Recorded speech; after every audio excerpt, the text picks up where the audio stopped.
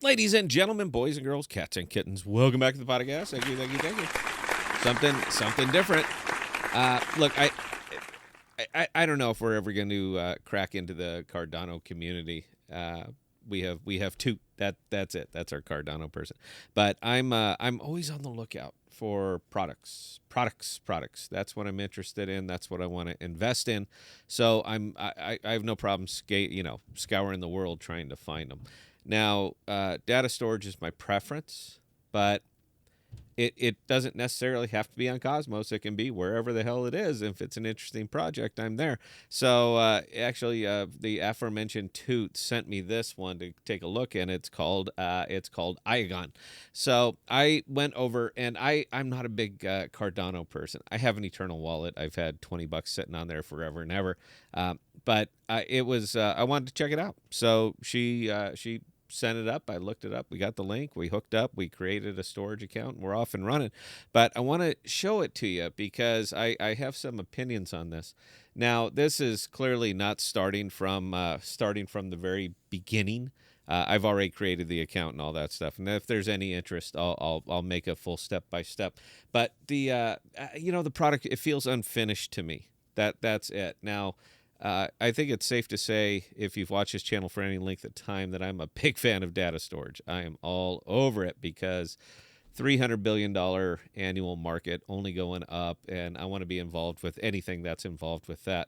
But I'm not real sure if this is the one. Now I kind of set it up next to Jackal. For a side-by-side comparison, because it's not really fair to say this is this one and that one's better without showing you. So I just thought we would do this. Now, the big thing that I mean by unfinished is it will take files. I mean, it'll upload files, no problem.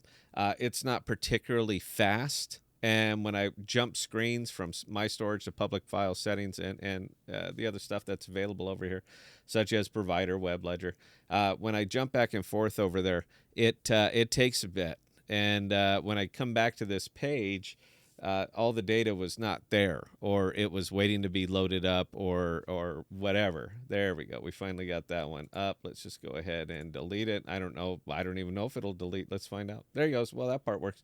But when I was jumping around to the different options that are on here, and I'm going to be the very first to say that I am not 100% familiar with this, but I'm looking at it the way a consumer will look at it. And that's something that's sorely missing in crypto is what will a consumer say. So I see nodes, reward history, rewards. I see all this, but it's kind of meaningless to me. I don't know what it is, what it does, why it's here. I have no idea, and I don't think a consumer's really going to care.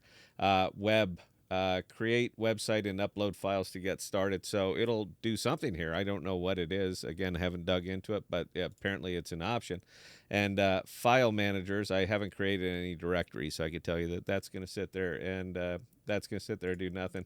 And ledger. Now, this seems to be something that they're a little bit more active or feels a little bit more finished is this. So I don't know if Iagon is a storage platform or if it is a network that happens to offer storage. I haven't figured it out.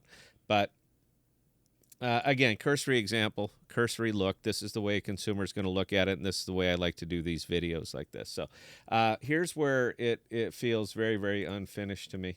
If I decided that I wanted to upload larger data, say anything, these are just little thumbnails. There's no real size to them, but let's pretend I wanted to upload a file that was 33 megabytes. Immediately, it just kicks you out and says, no, we won't take it. It's over the size limit. So I'm not certain what they're doing or how they're storing these. So I don't think they're clearly not doing it the way Jackal is doing it, because if they were, then it would take this file. But right now it won't. So I started playing around with size to see how big I could get on there or how small I could get up here. This one is 5.1 or 5,000, so it's 5.1 megabytes. So it will take that, and that's a pretty good example. We're just going to let this upload while we continue to discuss it. So it doesn't seem to be hot storage in any way, shape, or form. It does not seem to be hot storage. So there's my file. It wasn't a terrible upload speed, depending on the block, as if assuming that it's going somewhere on the blockchain. The upload speed is not terrible, but if I want to pull it back or actually detail it, that's what I get. It just tells me this is the file, when it went up, and so forth. Whereas if I'm over here on, say, Jackal storage, and I want to upload a similar file, then give me just a second here, guys. I don't remember what file that is, but we'll send up a bigger one. There you go, the Manuard. That's a funny one, and there, that's bigger. That's about 27 megabytes. So we're gonna go ahead and let this one send up, but keep in mind the method that this one actually uses. So that was the same. Of course, it bricked. Sorry, guys. 1 second here. If you have it open too long, then it kind of gets jammed up a little bit. But give me 1 second here. I give you that, man. So out of the gate, we'll give it to Iagon because it didn't brick. It took the file and it didn't brick. That one's on me clearly. So for not actually having myself set up and ready to do this, that's my bad.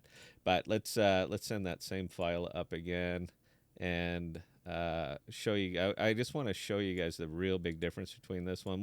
The upload speed is pretty good, and considering what you're actually doing, you're encrypting the file. It's not leaving your computer until the file is encrypted, and you were sending encrypted data up to Jackal, which is assigning it a file ID and a chain ID, so we know where it is. It's being pushed over to a storage provider that gets a big clump of encrypted data that has no idea what it is, where it's from. It doesn't know anything. All it knows is that this is the data and it exists. The Jackal protocol is what's going to come back up and recall that. Now, here's kind of the big difference, is that once this is up, assuming you can see that file being pulled up right now, this is hot storage, 100% hot storage, because that is us actively using the video. That's what we get. So we click it over here. It's hot storage, very fast recall, and boom, here's your video. You can move it, you can do it, you can manipulate it, you can fast forward, change it, you can do all that stuff straight from the dashboard. So the thing I think that's really, really cool about that is that you can basically upload anything that you want, delete it, clear the memory from your computer or your phone or your whatever you happen to be doing it on, and you can still actively use these videos or whatever. You can actively use it because, again, it's hot storage. Whereas this one, that's what you get. So you click the button, and that's what you get. It feels a little bit unfinished to me. It's not bad. I could see them having a use, but do I see consumers really flocking to it? I don't. It would need something. It feels like an afterthought. We have the ability to do this, so we're going to go ahead and do it. Now, I could be wildly wrong, and if anybody has more information on this particular product, please let me know. I'm happy to put it out, man. I don't want to poo-poo on anything, just illustrating some of the differences. Anyway, questions or comments, Scott at thepodcast.com. I answer any and all. And until next time, please stay safe and please be smart with your money. Cheers.